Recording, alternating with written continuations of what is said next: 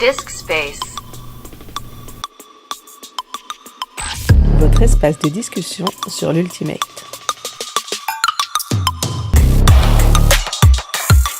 Bonjour, bienvenue dans une nouvelle série de votre podcast dédiée cette fois à la saison Indoor 2023-2024. Ce sont les féminines qui ouvraient le bal le week-end dernier, les 18 et 19 novembre. 25 équipes rassemblées dans une seule division nationale et réparties pour la première phase dans 3 poules régionalisées.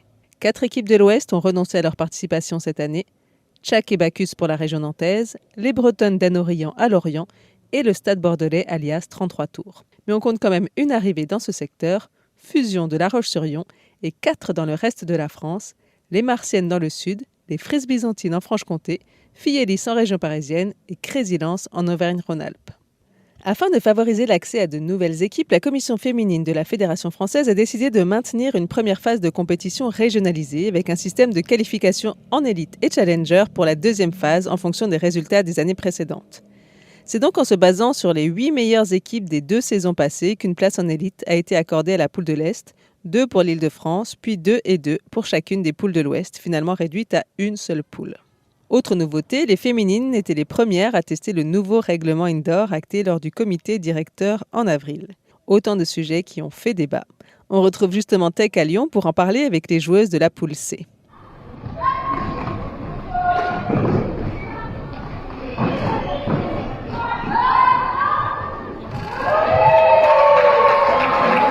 Je suis donc avec Rose, joueuse à Marseille, qui a monté cette année pour la première fois l'équipe féminine d'or, les Martiennes. Bonjour Rose. Bonjour Tech. Alors, peux-tu nous en dire plus sur ce projet que tu as monté cette année ? Ouais, alors ça fait maintenant un an que je suis chez les Martiens et donc les Martiennes. On est pas mal de filles à venir à l'entraînement, indoor, outdoor. Et cette année est née l'envie d'avoir une équipe féminine. C'est un peu une bonne dynamique en ce moment pour Marseille parce qu'on a gagné énormément de licenciés. On a eu une première en mixte outdoor l'année dernière et cette année en mixte beach. Et donc on continue les grandes premières avec cette année une équipe féminine indoor. Et on espère bientôt évoluer sur de l'outdoor aussi. Mais ça va prendre un peu plus de temps, mais c'est dans les cartons. D'ailleurs, parlons d'Ultimate à Marseille. Marseille, c'est une grande ville. C'est vrai qu'on n'a pas l'occasion souvent de les croiser. Comment c'est l'Ultimate à Marseille ? Alors, au niveau infrastructure, le club a environ 12-13 ans. Ça fait 2-3 ans qu'en gros, on a toutes les surfaces. Indoor, beach, outdoor. Avec des petites contraintes. Par exemple, on n'a pas un terrain complet. Ce qui fait que ça amène quelques limitations pour se préparer au championnat, évidemment. Et des limitations sur le nombre de licenciés. C'est-à-dire qu'accueillir 20 personnes sur un terrain qui fait la moitié du terrain ordinaire, ça devient complexe. Donc il y a beaucoup de sportifs à Marseille, il y a beaucoup de footeux à Marseille, ce qui fait que c'est aussi difficile d'avoir des terrains aux normes pour le club. Donc c'est peut-être la plus grande limitation aujourd'hui. Mais on reste hyper attractif et toujours dans cette dynamique des grandes premières, on commence à attirer des joueurs et des joueuses qui sont débutantes et débutants, donc de les former, mais aussi attirer de bons joueurs et joueuses qui jouaient ailleurs en France et qui maintenant se sont installés à Marseille pour le soleil. Et alors, comment se passe du coup cette première phase indoor féminine avec cette équipe toute neuve ? Écoute, on est très contente de jouer ensemble, on est très contente d'avoir été à Lyon. Parce que malgré les timings de dernière minute, on passe un très bon week-end. On recommande d'ailleurs la petite quiche aux courgettes qui était excellente. Mais non, très bonne ambiance, donc on est très contente de jouer ensemble et de jouer avec les autres équipes qu'on rencontre pour la première fois. Donc jouer ensemble, qu'est-ce que ça veut dire ? Là on est 8 Martiennes, enfin on est 8 dans l'équipe, dont 5 Martiennes et 3 personnes qu'on est allé chercher dans d'autres clubs. Donc il y a Alex et Laura qui viennent des Mandras, d'Avignon, et on a aussi Isa qui vient de Bordeaux. Voilà, donc on a réussi à attirer des joueuses et on est très contente parce qu'on a une belle progression sur le week-end. Donc ça c'est pour les points positifs. Sur les points un peu plus négatifs, ça a été compliqué de rassembler l'équipe parce que un des critères de motivation, ça va être la localisation évidemment. On est à Marseille, donc si jamais on joue à Blois par exemple, c'est quand même compliqué pour nous d'y aller. Donc l'effectif est aussi variable du lieu. Et comme tu le sais, le lieu, on l'a eu 2 semaines avant, ce qui fait que ça a été un petit peu compliqué en termes de logistique pour avoir les filles. Forcément, ça veut dire aussi un coût plus élevé parce que les hôtels, les Airbnb, les billets de train coûtent plus cher. Donc dans un monde idéal, on aimerait bien avoir soit une organisation un peu plus anticipée, soit pourquoi pas switcher les dates avec l'Open. En général, c'est des équipes qui sont un peu plus rodées. Donc voilà, se donner un peu plus de temps pour le féminin, ce serait vraiment cool pour l'année prochaine. Très bien, c'est noté. Merci Rose. Merci Bon beaucoup, courage Tech. pour Yes. ce beau projet et on Merci. espère vous revoir l'année prochaine et voir une équipe outdoor féminine à Marseille. On est motivés. Je suis à présent avec Gwendo des Seski, une très belle équipe qui pour l'instant est sur un sans faute ce week-end. Vous allez jouer en finale bientôt contre la très très jeune équipe des All Curve. Comment vous allez aborder ce match ? On va l'aborder avec beaucoup de sérieux, on les a vues jouer, elles ont un jeu très dynamique au niveau du handling. Elles partent pas trop au fond, donc en fait on va plutôt les défendre no-in je pense, mais on va essayer d'être très intense. Notre but c'est de leur faire peur, parce qu'en face on a quand même des grosses joueuses qui ont un passé en équipe de France ou un présent en équipe de France et qui parfois effraient. Ah ben là, je vais défendre contre Dudu. Et on espère aussi un peu jouer là-dessus, vu que c'est une équipe un peu plus jeune que la nôtre. Donc ce sera donc une finale intense parce que dans cette région-là, il n'y a qu'un seul spot pour toutes les équipes présentes. Ça a ramené des débats parce qu'effectivement, il y a des régions où il y a beaucoup plus de spots. Ça a fait parler. Est-ce que tu peux nous en parler un peu plus ? Oui, il y a eu une réunion cette semaine qui a eu lieu notamment avec la commission féminine et plusieurs coachs ou en tout cas joueuses des équipes de l'Est. Chez Seski, le format, on le comprend du point de vue sportif. On comprend que quand on regarde les résultats de l'année dernière, que les spots soient attribués en fonction du ranking de l'année dernière. Mais on trouve ça dommage parce qu'on a du mal à développer le féminin dans l'Est. Et nous, on a réfléchi à comment est-ce qu'on pourrait changer un peu les choses, qu'est-ce qui pourrait être amélioré. Et on considère que si par exemple il y avait un plancher de 2 spots par région, ça permettrait notamment à la région de l'Est de se développer un peu plus. Parce que même si une équipe est qualifiée, elle est un peu moins bonne que le reste, je sais pas, autre part en France, ça permettrait de fidéliser les filles, les faire jouer à haut niveau et développer petit à petit un peu plus l'Est de la France au niveau féminin.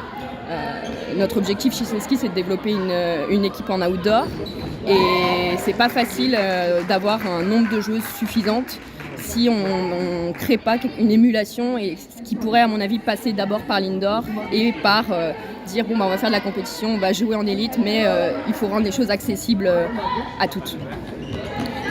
Écoute, cette discussion-là qui a eu lieu effectivement très très tard n'aura pas porté ses fruits pour cette année, mais est-ce que pour l'année prochaine on peut s'attendre à un changement de la part de la fédération ou ils vont rester comme ça ? Je sais pas, je sais qu'ils font des appels à candidature pour des bénévoles en fait qui viendraient participer au débat, donc je pense qu'ils sont quand même en réflexion, ils sont pas du tout fermés à la discussion et je pense à Nanou qui veut développer le féminin et elle est pas du tout contre les idées, elle va y réfléchir. Mais j'en sais rien en fait. J'espère qu'ils vont réfléchir à changer le format pour que ce soit un peu plus juste, je suis pas sûre, mais en tout cas plus facile pour certaines équipes qui voudraient être développées d'accéder à l'élite. On s'est dit aussi qu'en fonction de là où on aboutissait dans la compétition, on n'allait peut-être pas aligner la même équipe, tu vois, si jamais on perd la finale et qu'on ne se retrouve pas en élite. Peut-être que pour notre deuxième phase, on essaierait donc en pool challenger de mettre des joueuses un peu moins expérimentées avec non plus un objectif de jouer l'élite, mais un objectif de développer des joueuses qui prennent moins de place d'habitude sur le terrain. Et ça pourrait nous porter préjudice entre guillemets avec le système actuel qui est que si on veut un spot pour l'année prochaine en élite, il faudrait gagner le Challenger 1. Alors autre sujet aussi qui a fait pas mal débat ces derniers temps, c'est les nouveaux pools en indoor. Vous êtes les premières vraiment à expérimenter ça. C'est la première compétition en France avec ce nouveau système de pool. On a pu voir un peu toutes les techniques. C'est pas encore très clair dans certaines équipes où il faut reprendre. Est-ce que ça ouvre des nouvelles stratégies, des nouvelles façons de jouer, de nouvelles façons de pooler ?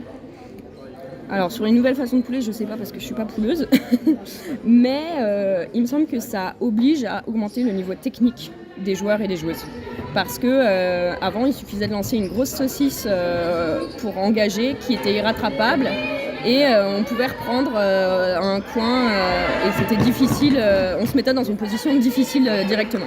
Alors que là, lancer un pool qui reste dans la end zone, qui ne sort pas et qui n'est pas juste qui tombe au milieu du terrain et qui roule, bah, c'est pas si facile. Donc ça demande une compétence technique qui est plus élevée qu'avant et rien que pour ça, moi je trouve ça intéressant dans l'objectif de développer l'ultimate de manière générale en France et en indoor.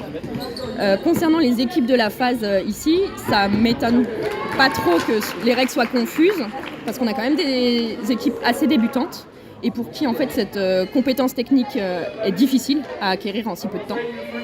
Donc je comprends que ce soit difficile pour certaines, mais moi à long terme en fait je trouve ça très chouette pour développer le niveau compétitif des équipes.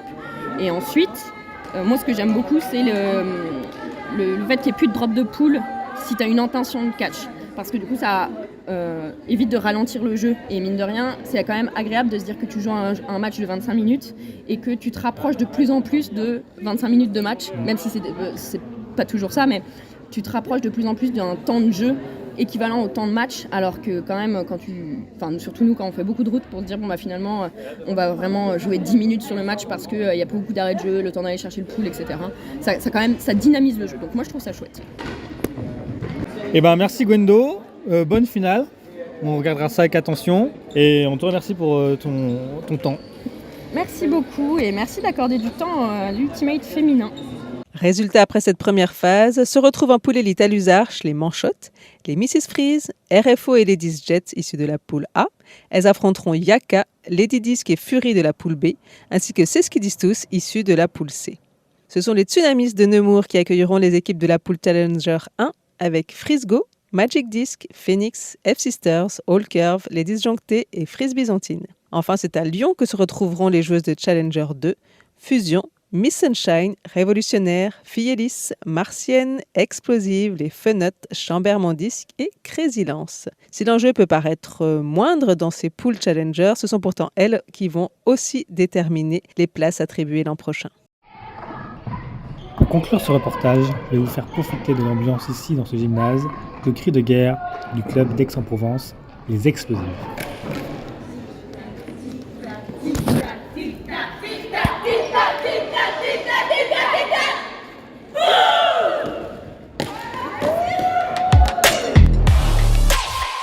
Disc Space est un podcast de Focus Ultimate France.